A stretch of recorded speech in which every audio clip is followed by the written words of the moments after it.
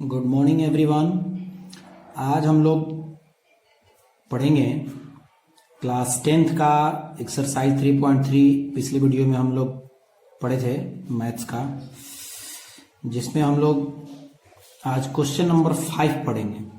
3 का question number 5, जो कि बहुत ही ज्यादा इंपॉर्टेंट प्रश्न है। इस टाइप का प्रश्न जो है बिल्कुल परीक्षा में आता है, तो आप ध्यान से समझेंगे।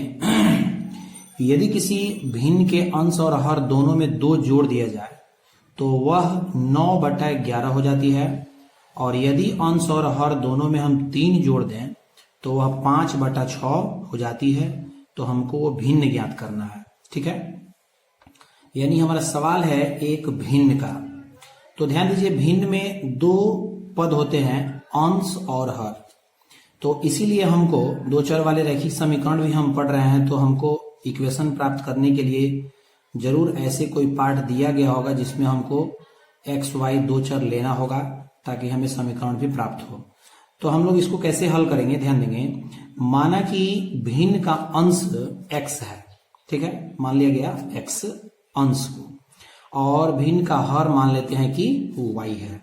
तो ध्यान दीजिए कि भिन्न होता है अंश बटा हर को भिन्न कहा जाता है, ठीक है। अंश और हर के अनुपात को कहते हैं भिन्न। इसलिए हमारा भिन्न क्या बन जाएगा, अंश x माना गया है, हर y, इसलिए हमारा भिन्न हो जाएगा x/y, ठीक है। अब प्रश्न कहता है हमारा कि यदि हम अंश हर दोनों में 2 जोड़ दें। ध्यान दीजिएगा, हम क्या करते हैं, प्रश्न से x y को लिख लेते हैं और प्रश्न को देखते हैं कि प्रश्न में अंश हर में क्या तर्क है। तो ध्यान दीजिए, अंश हर दोनों में 2 जोड़ना है, यानी अंश ऊपर वाले को कहते हैं, इसमें 2 जोड़ देंगे। हर नीचे वाले को कहते हैं, यानी y में भी 2 जोड़ देंगे। ध्यान दीजिएगा, दोनों में 2 जोड़ना है, तो x में भी 2 जुटेगा, y में भी 2 जुटेगा। तो वह कितना हो जाता है, यानी किसके बराबर, तो 9/11 के बराबर। आप यहाँ पे एक और चीज ध्यान दीजिएगा, अगले क्वेश्चन में हो सकता है कि अंश में 2 जोड़ना है, हर में कुछ और अंक कह सकता है, जैसे 3 जोड़ दे, 4 जोड़ दे, इस टाइप का, या घटाना भी कह सकता है। तो नेक्स्ट क्वेश्चन में या कोई ऐसा प्रश्न आता है जिसमें अंश में अलग जोड़ने घटाने को बोले, तो जितना अंश और हर में जो बात कहता है वो हम काम करते हैं। यहाँ पे चूंकि हमारे प्रश्न में है कि दोनों में 2 जोड़ते हैं, इसलिए हम 2 जोड़ेंगे और वो 9/11 हो जाएगा। अब इससे हम इक्वेशन प्राप्त करने के लिए इसको थोड़ा सा आगे बढ़ाएंगे। तो जब आगे बढ़ाएंगे तो ध्यान दीजिएगा, इसको हम क्रॉस मल्टीप्लाई करते हैं, ठीक है। तो 11 से x + 2 में गुणा होगा और 9 से y + 2 में गुणा होगा। तो ये क्रॉस मल्टीप्लाई का अगला रूप बन गया, 11 और 9 के साथ, ठीक। आप दोनों का जब गुणा करिएगा तो 11 का x के साथ गुणा करते हैं, 11x, 11 का 2 से गुणा करिएगा तो 22, बराबर में 9 का y के साथ गुणा 9y, 9 का 2 के साथ 18, ठीक है। अब आगे देखेंगे तो 11x, हमको इक्वेशन प्राप्त करने के लिए आपको पता होगा कि LHS में हम जो है चर राशि वाले जो पद होते हैं उनको रखते हैं, यानी x y को। तो 11x 9y जो है आपको RHS में है, तो उसको हम इधर जब लाएंगे तो आपको पिछले वीडियो में बताया गया है कि जब हम किसी पद का साइड बदलते हैं तो उसका साइन भी बदलता है। यानी RHS से अगर हम LHS में इसको लाएंगे तो प्लस है तो वो बन जाएगा -9y, और 18 का 18 लिखेंगे, लेकिन फिर से हम 22 को देखिए साइड बदल रहे हैं, तो 22 का साइड बदलेंगे तो प्लस है वो भी आके माइनस बनाएगा। तो हमको एक इक्वेशन प्राप्त होगा 11x - 9y, और बराबर में क्या, 18 से जब 22 आप घटाइएगा तो -4। ये इक्वेशन आप ध्यान रखिएगा, ये हमारा फर्स्ट इक्वेशन है, ठीक है। अब पुनः प्रश्न हमारा कहता है कि अगर हम प्रश्न को देखेंगे तो आपको मिलेगा कि अंश और हर दोनों में 3 जोड़ दें। तो ध्यान दीजिए, इस बार हम अंश और हर दोनों में 3 जोड़ेंगे। प्रश्न में ऐसा कह रहा है कि अंश और हर दोनों में 3 जोड़ना है। तो जब 3 जोड़ते हैं तो आप ध्यान दीजिएगा कि ax y में दोनों में 3 जोड़ा गया, और कितने के बराबर हो जाता है, तो अभी आपको यहाँ प्रश्न में दिया गया है, ध्यान से देखिए कि जब हम 3 जोड़ेंगे तो प्रश्न वो कितने के बराबर हो जाएगा, वो भिन्न हो जाएगा 5/6 के बराबर। इसलिए हम इसको 5/6 के बराबर लिख दिए हैं। जैसा काम हम वहां किए क्रॉस मल्टीप्लाई का, वही यहां पर भी कर लेंगे। तो 6 से x+3 में गुणा होगा और 5 से y+3 में गुणा होगा। तो क्रॉस मल्टीप्लाई से गुणा जब करते हैं हम, तो 6x और आप 6 से 3 में मल्टीप्लाई करते हैं तो 18 मिलता है, इक्वल टू 5 से y में गुणा 5y और 5 से 3 में मल्टीप्लाई करते हैं तो 15 मिल जाता है। अब इसको भी फिर हम समीकरण का रूप देंगे, तो 6x 5y को हम इधर लाएंगे तो कुछ कोई चिन्ह नहीं है तो प्लस है, यहां पर आकर माइनस बनाएगा। 15 का 15 लिखेंगे, 18 को जब हम इधर से हटाएंगे तो वो क्या बनाएगा, -18। यानी हमको एक दूसरा इक्वेशन प्राप्त हो जाएगा, 6x - 5y - 3 इक्वेशन 2। ठीक है, हमको दो चर वाले रैखिक समीकरण में प्रश्न हमें ऐसा मिला रहेगा, ऐसा होगा जिसमें हमको दो इक्वेशन प्राप्त होना ही होना है। ठीक है, आप आगे ध्यान दीजिएगा कि हम लोग इसको पढ़ रहे हैं प्रतिस्थापन विधि से हल करना।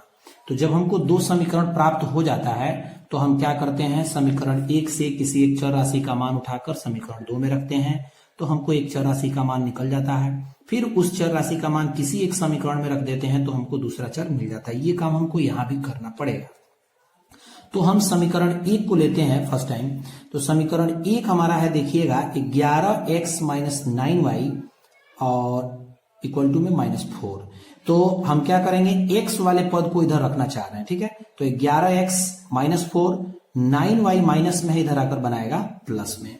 तो x हमको चाहिए, तो ध्यान दीजिएगा x के साइड में आपको 11 किस में है, गुणा में है, मल्टीप्लाई में है, तो उसको हम इधर लाएंगे तो क्या होगा, डिवाइड बन जाएगा। यानी x का मान हमको मिल जाएगा -4 + 9y/11। ठीक, अब हम क्या करते हैं, ये x का मान समीकरण 2 में रखते हैं। चूंकि हम समीकरण 1 से x का पद लिए हैं तो समीकरण 2 को हम एक बार लिख लेते हैं, 6x - 5y = -3। तो हमारा इक्वेशन 2 लिखा जा चुका है। अब हम 6 का 6 रखेंगे, x का मान हम रखने जा रहे हैं समीकरण 2 में। तो ध्यान दीजिए कि x नहीं लिखेंगे, x के स्थान पर x का मान लिखेंगे, जो कि हमको पता है मिला हुआ है किससे, समीकरण 1 से। समीकरण 1 से x का मान आप देख लीजिए, -4 + 9y और इक्वल टू में y में 11 है। वो मान हम x के जगह पे रख दिए हैं। बगल कह रहा है क्या, -5y = -3।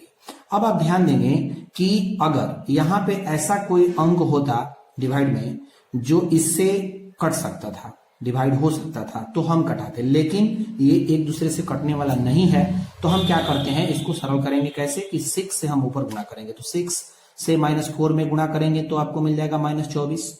6 से आप 9 में गुणा करेंगे, मिल जाएगा 54y, बटा में 11 ही रहेगा इसलिए कि 11 है, -5y और बराबर में -3। आप ध्यान दीजिएगा 5 के नीचे कुछ नहीं है तो हम यहां पर 1 डाल सकते हैं, वही 1 डाला गया है, इसलिए कि इसका अब हम भिन्न का जोड़ घटाव करेंगे। तो अगले लाइन में आप देखेंगे कि 11 और 1 का एलसीएम लिया गया है, लघुत्तम किया गया है, तो 11 मिलता है। 11 से 11 में जब भाग करेंगे तो 1 आएगा, और 1 से ऊपर वाले पद में हम गुणा करेंगे तो 1 से किसी भी संख्या में गुणा करते हैं तो वही पद बन जाता है।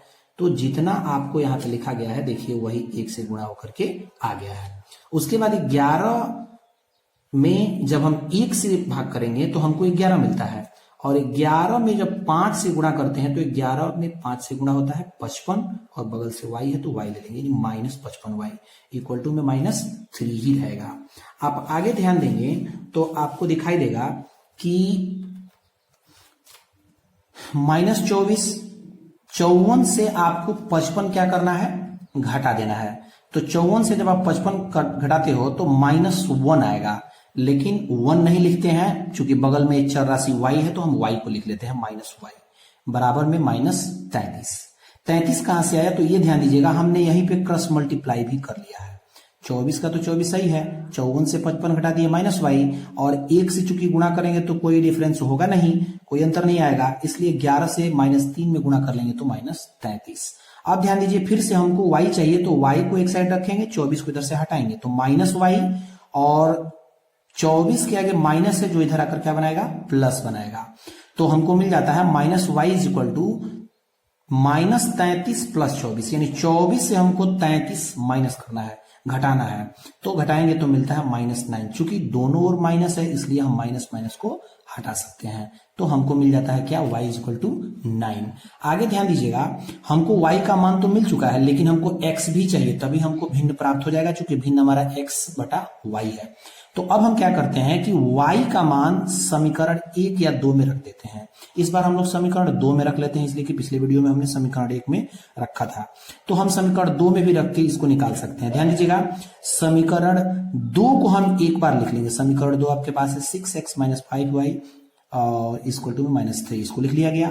6x का 6x minus 5 into Y, Y की जगह पे y नहीं रखना है, y का मान रखना है, और y का मान हमें क्या पता है, 9। ठीक, तो हम 9 यहां पे रख लेते हैं। तो 6x 9 से 5 पे आप मल्टीप्लाई करते हो तो मिलता है -45, बराबर में क्या मिलेगा, -3। हमको फिर से x चाहिए, तो इसलिए हम -45 को इधर से जब हटाएंगे तो -45 साइड जब बदल रहा है तो साइन भी बदलेगा, यानी +45 बन जाएगा। और इस तरह से 6x का 6x होगा, 45 से जब आप 3 को घटाओगे तो आपको मिलता है 42। हमको x चाहिए, तो x के लिए 6 को क्या करेंगे, मल्टीप्लाई में है उसको डिवाइड में लाएंगे, यानी x इक्वल टू हमको मिलता है कि 42/6, जो कि मिलता है 7।